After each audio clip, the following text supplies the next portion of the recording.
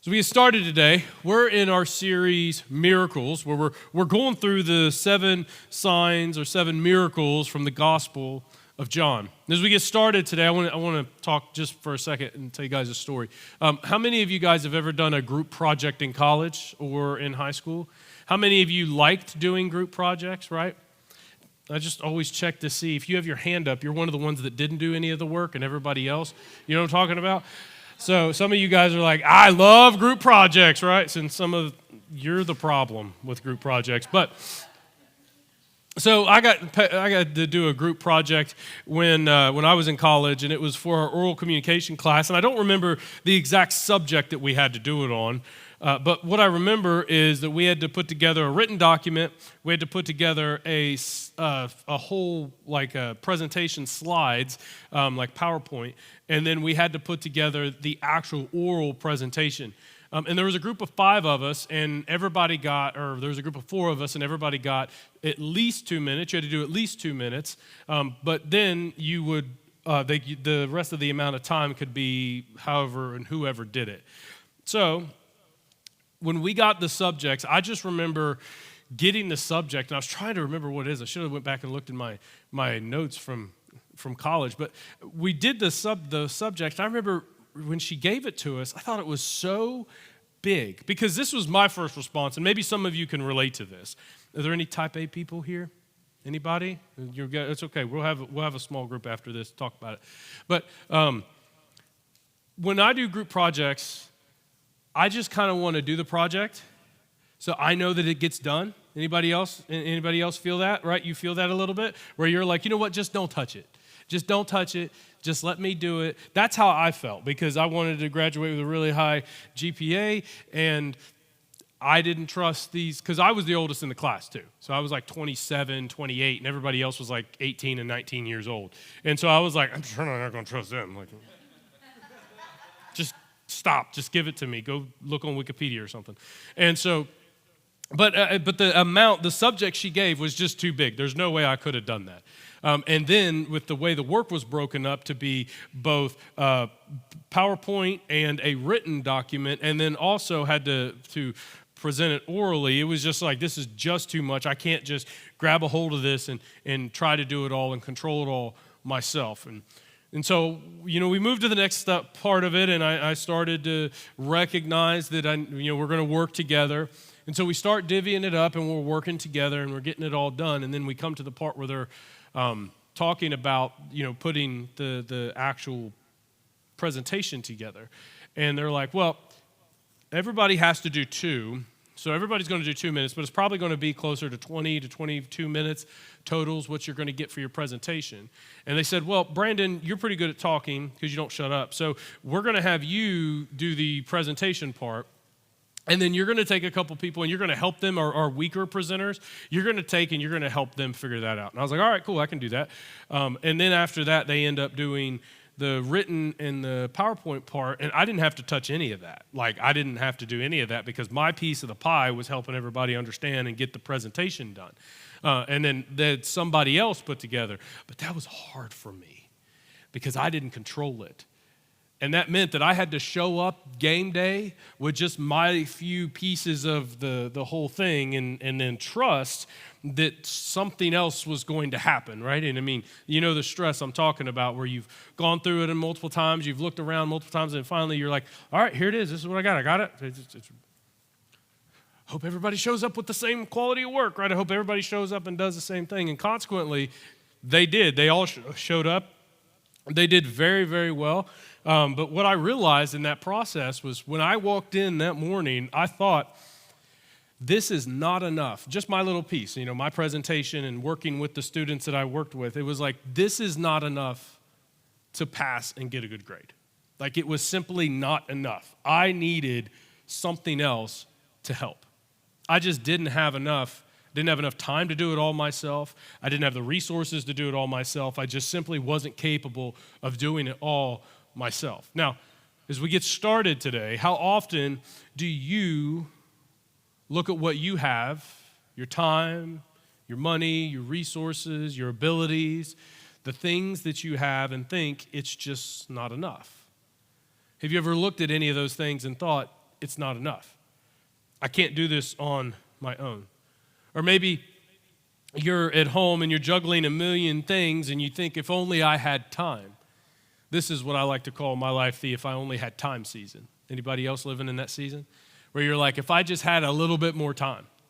I don't have enough of whatever it is. I mean, we could put any number of things there because the truth is we've all been there.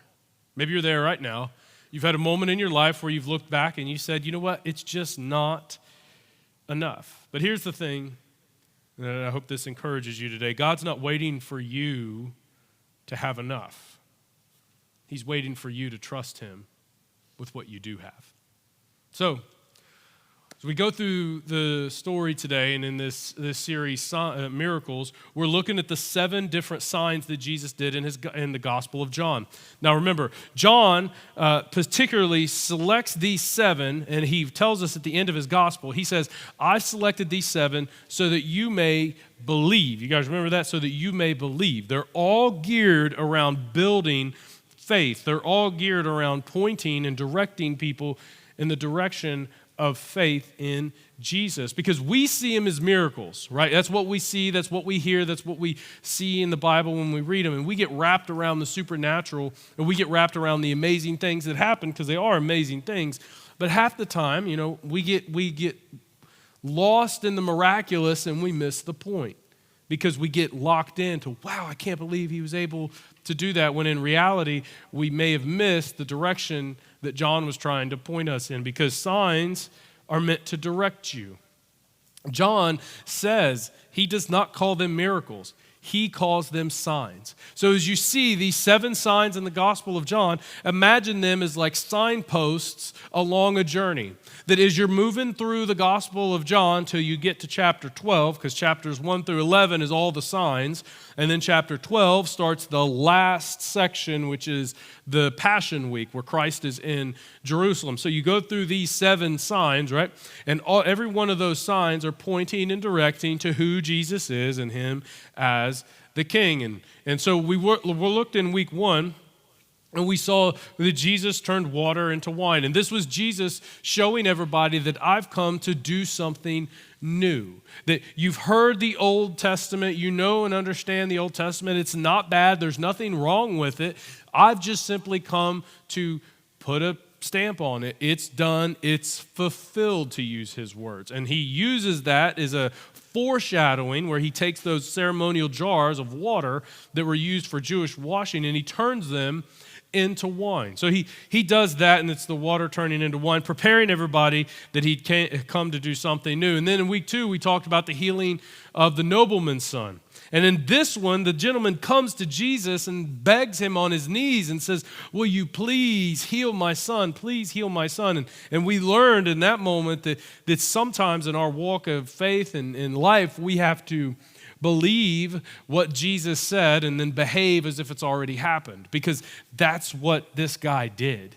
That he believed and then behaved, because your belief has to inform your behavior. If it doesn't, then what do you really believe? But it has to inform the behavior. So it did, and it changed the way he lived, and we realized that we needed to do something similar. And then last week we talked about the healing at the pool at Bethsaida. And this one, I asked the question, and this is the challenging question that we started with last week and that we ended with last week. Do you want to get well? It's the same question that Jesus asked the man at the pool. When the invalid is laying at the pool at the edge of the water, and Jesus comes up to him and says, do you want to get well? And it's the same question that we have to answer, because sometimes being sick is easier than getting well. Sometimes being sick is easier than what it takes to get well. And then we have to pay attention to where we are, because the man was going to the myth of the pool fixing him. And sometimes some of us go to the wrong places to try to find healing. And we go to things that the world offers instead of the things that Jesus tells us to. So that's how we get to where we are today. So we're going to go over the 4th sign today. And now today is a famous one. They're all pretty famous, but this one's one of the most famous ones because it's in all 4 Gospels.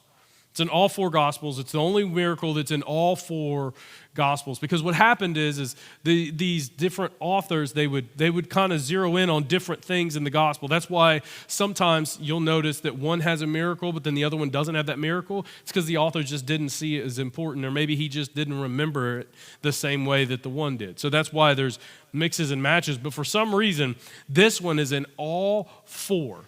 It's in all four. So then that begs the question, why is it in all four? And I think it's because of the sheer magnitude of it.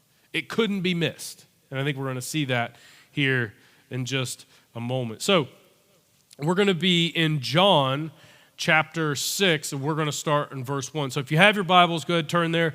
John chapter 6, verse 1.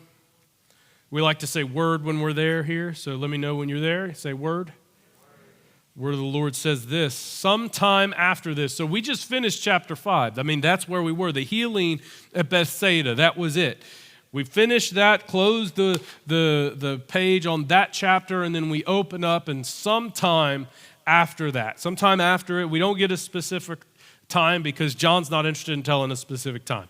It says, Jesus crossed to the far shore of the Sea of Galilee, got in a boat, went across the sea, and a great crowd of people followed him because they saw the signs that he had performed by healing the sick.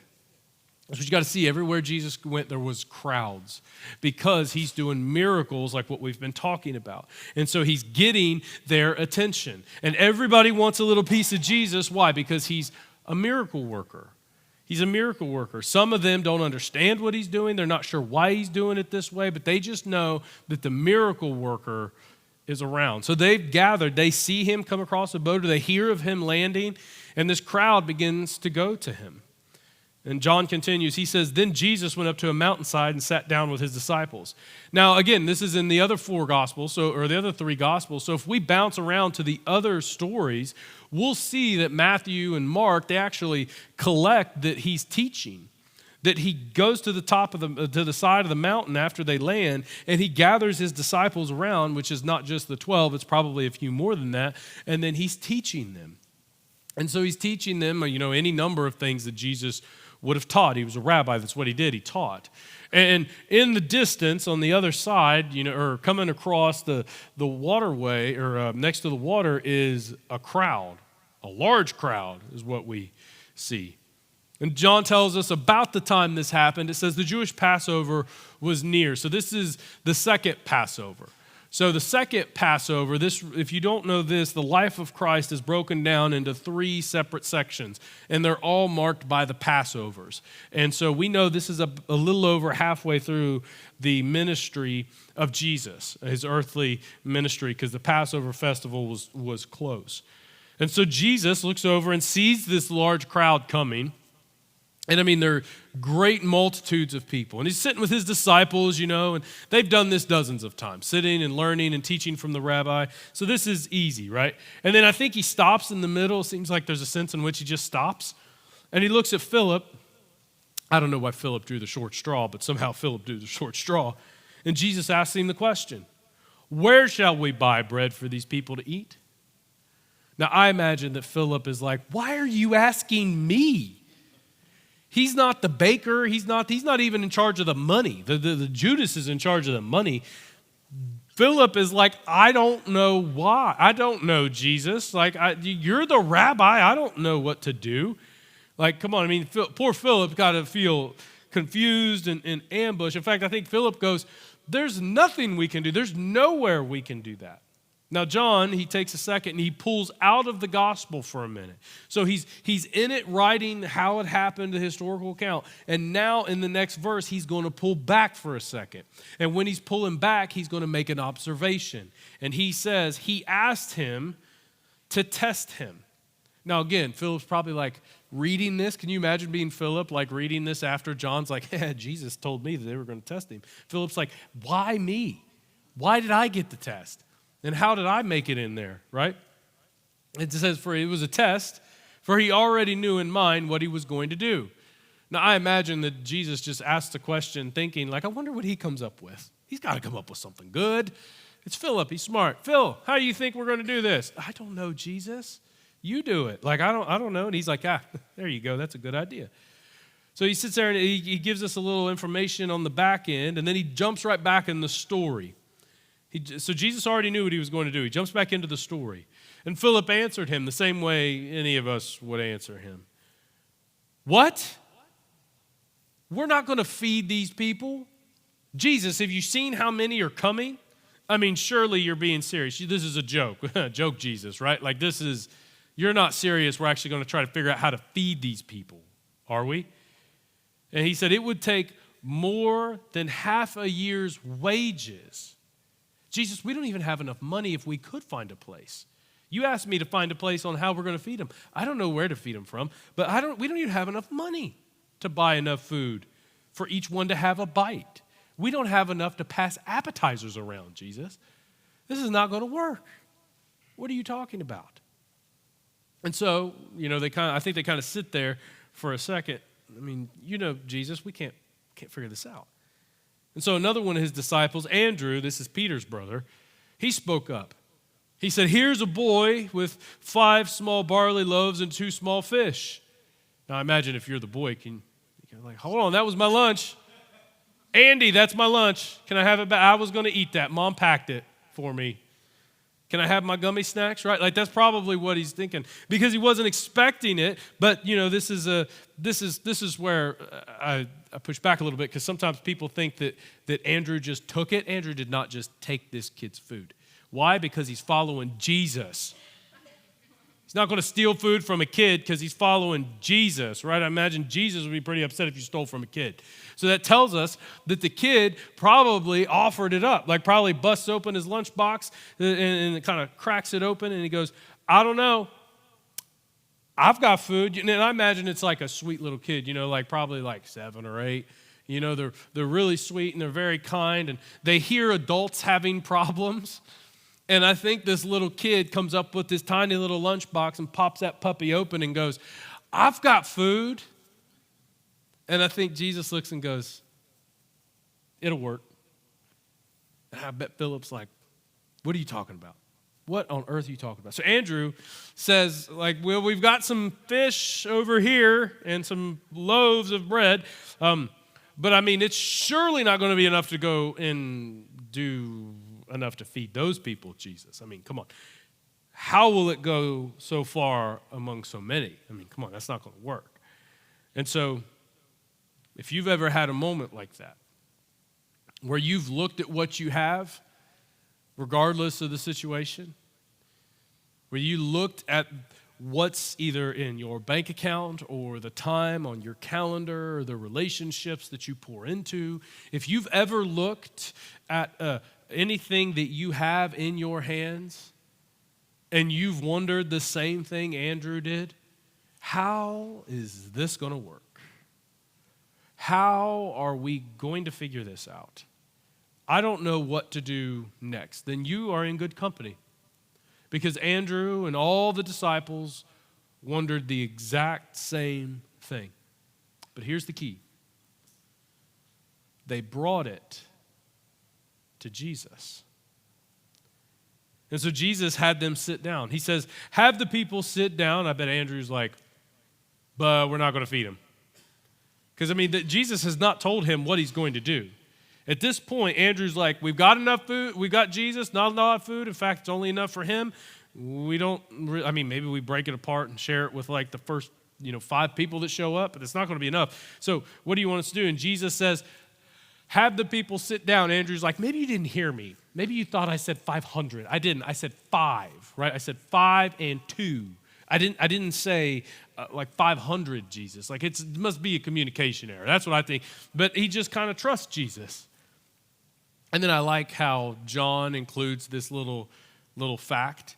He says there wasn't enough. I just think it's like he smiles and laughs because I think John has a sense of humor with some of the way he writes. Because he says there was plenty of grass in that place.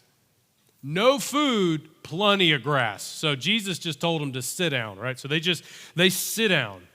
And then John records this fact. He says there was about 5,000 men were there. Now, sometimes we hear that and we go, well, they record that because the women weren't valuable and they didn't count women and children. That's true to some degree, but what's more likely true is that that number is specifically tied to something, and it's a Roman legion. And so John is painting the picture because it's really hard to tell your group, right, that 5,000 showed up. It's a lot easier to say a Roman legion showed up. Everybody had seen a Roman legion. Everybody was aware of how many people were in a Roman legion. If I just throw a number, that's hard to quantify. But if I throw a thing you understand, that's enough. And so he sits back and says, well, there was 5,000. Essentially, a Roman legion was there and showed up. There's also another point that you're going to see at the very end of this as to why John includes that. So Jesus then took the loaves and he gave thanks and distributed among those who received it as much as they wanted. Now remember, 5,000, not counting women and children, probably even more than that. And then he did the same with the fish. Now remember, 5,000. And so it just kept coming. Now, I imagine that it was kind of like you had like a basket, and you'd pass around, and I imagine the disciples and Jesus, they bless it and they're passing out. I imagine every time they took a loaf out and handed a loaf, they'd look back and it was back. And then they'd look at their hand and there's a loaf. Like, what is going on here?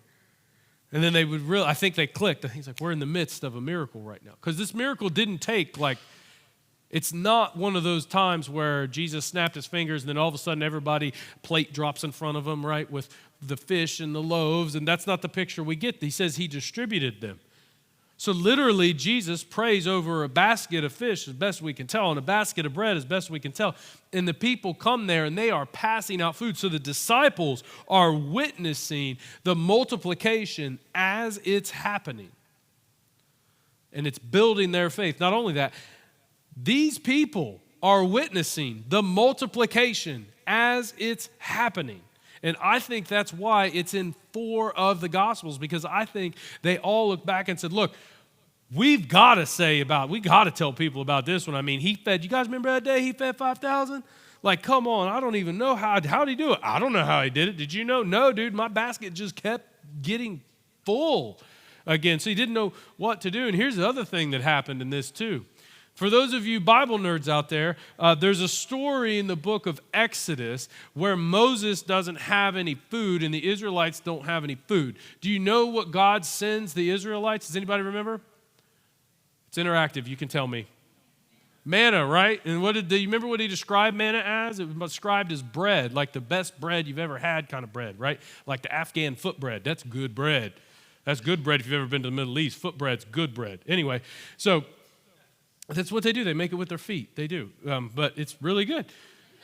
They cook it, but it's made with their feet. It's really tasty. So that's what I imagine. I imagine it's all flat foot bread. But I don't want your foot bread. But the point is, this is a moment where Jesus is circumventing or showing himself to be greater than Moses, greater than the law. Because at the time, the Jewish people had the law. They had Moses. Moses was their guy. He was the smartest. He was the best ever. Jesus shows up, and he exceeds Moses because Moses had to go out, and the Lord did it at night, and they would collect the manna out in the morning.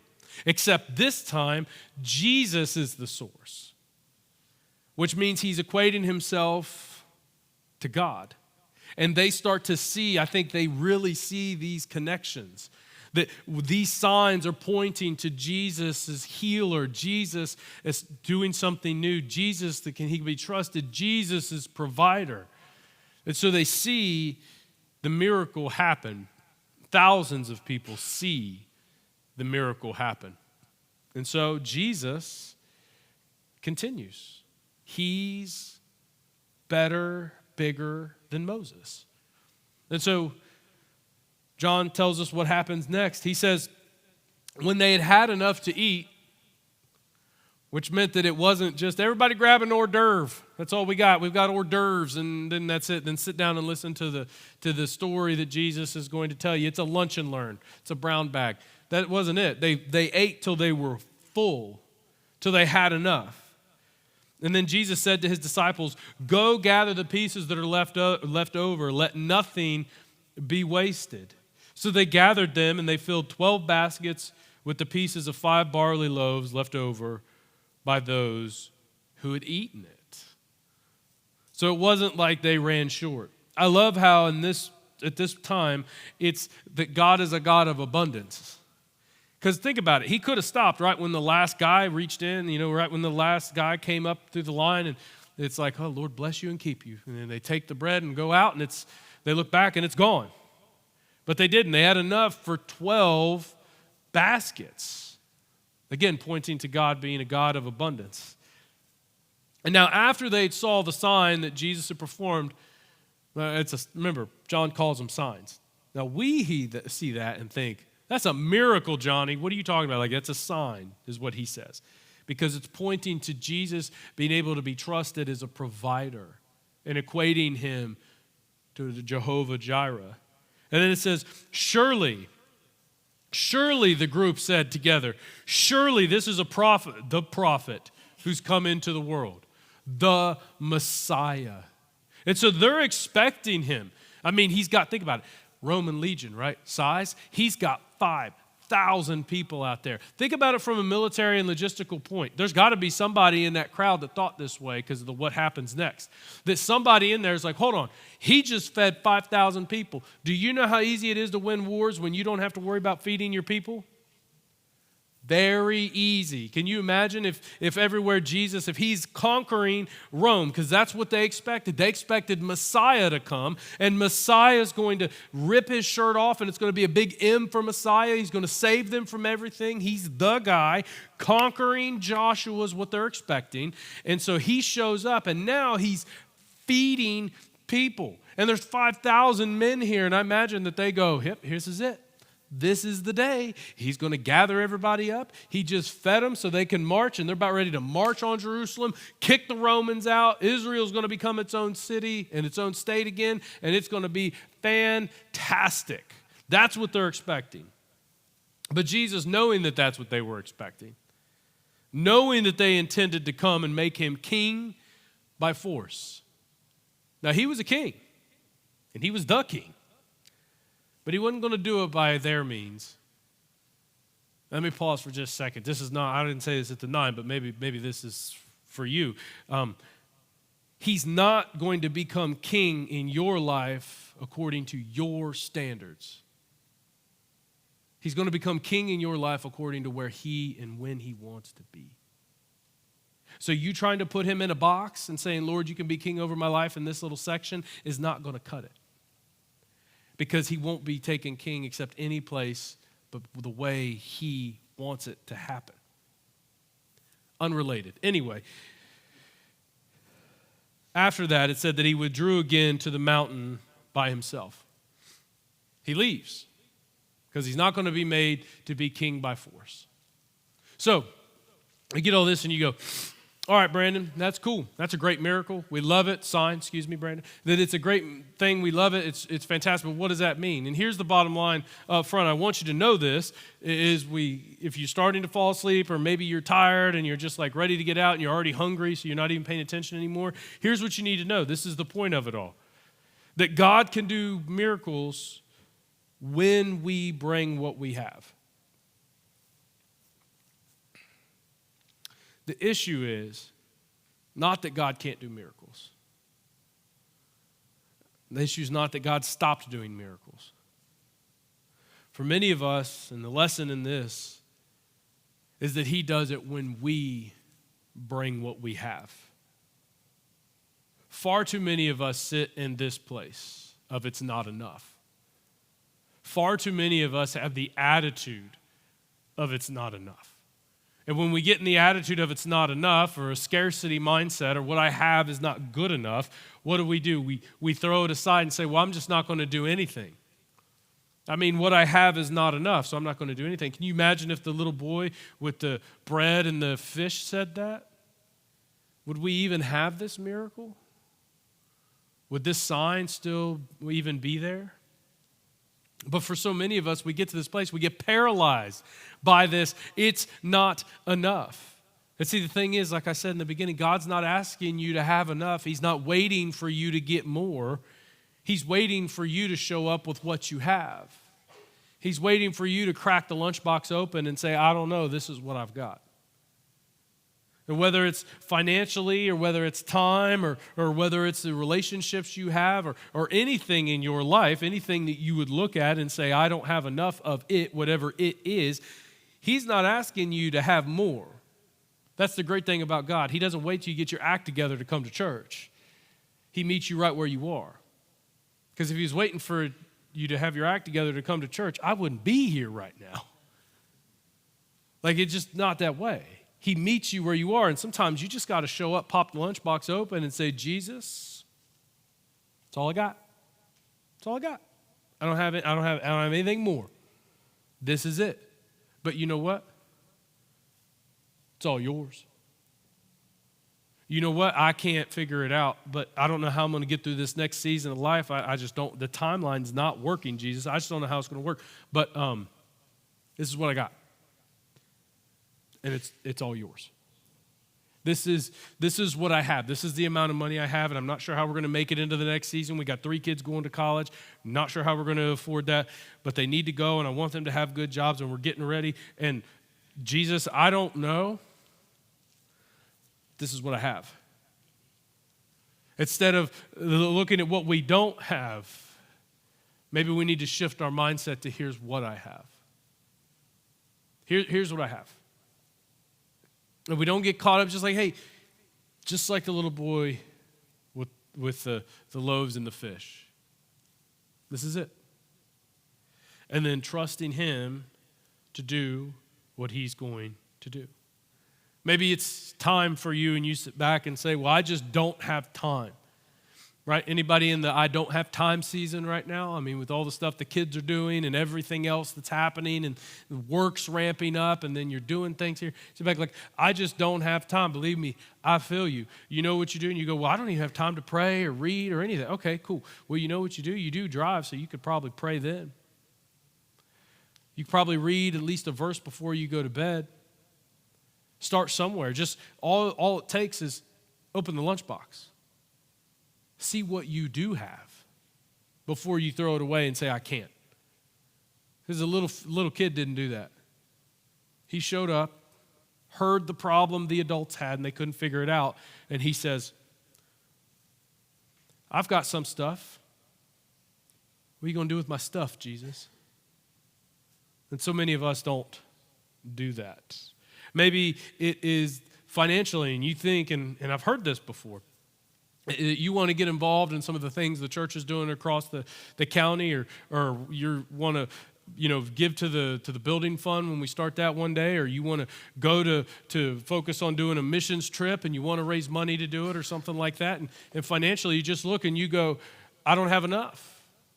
I don't have enough. I've only got 50 cents. Like, I've done the Dave Ramsey thing. I've gone through the list. I put it all together. And, Brandon, I get to the end and all I've got is 50 cents. Well, okay. Give that 50 cents to God. Offer it. Here's what I got. Here's what I got. This is it. Here's what I got. And let him do the rest. That's the same thing with the relationships that you have, or maybe your skill set, and you go, I want to get involved in serving, but I can't serve. Well, you got 2 hands, so guess what? You can serve. And you go, well, I don't have the skill set. You don't need the skill set.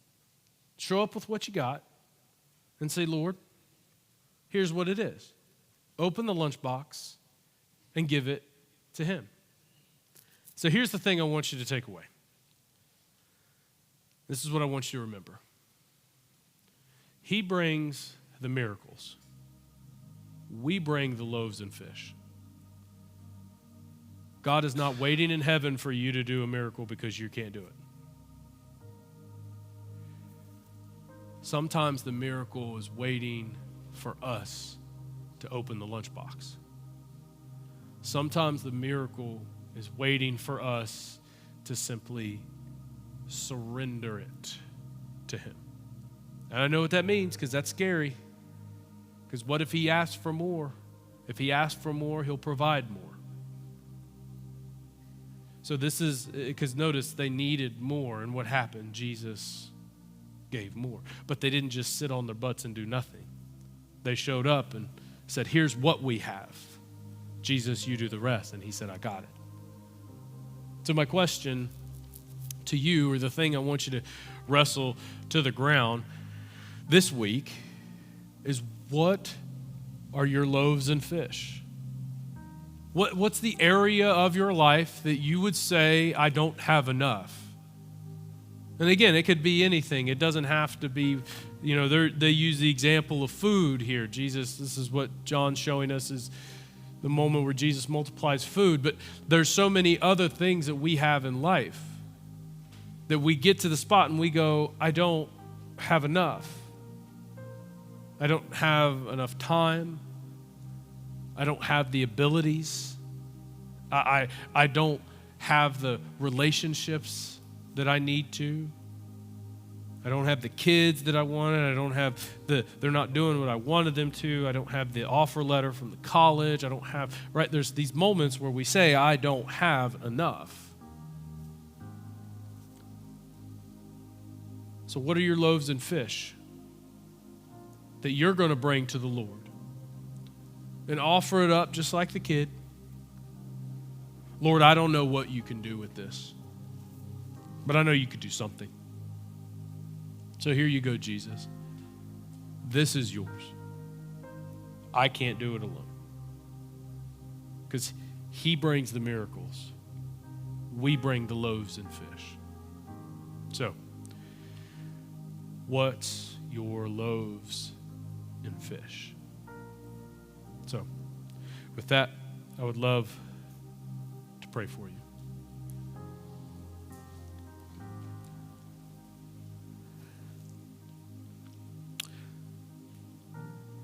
Lord, this story is challenging for us. It's difficult, especially because requires a level of trust, it requires a level of surrender, and it requires us getting over the attitude of not having enough or not being enough. It requires us to get over the struggle that the world has taught us. Maybe the insecurities that we grew up with of not having enough. And this requires us, Lord. This is where we need your Spirit to help us. This requires us to release what's been given to us. That we would release it like the little boy that showed up all those years ago when the adults don't know what to do, and he innocently, Lord, I think it's so innocent, that he comes up and says innocently, well, I have lunch.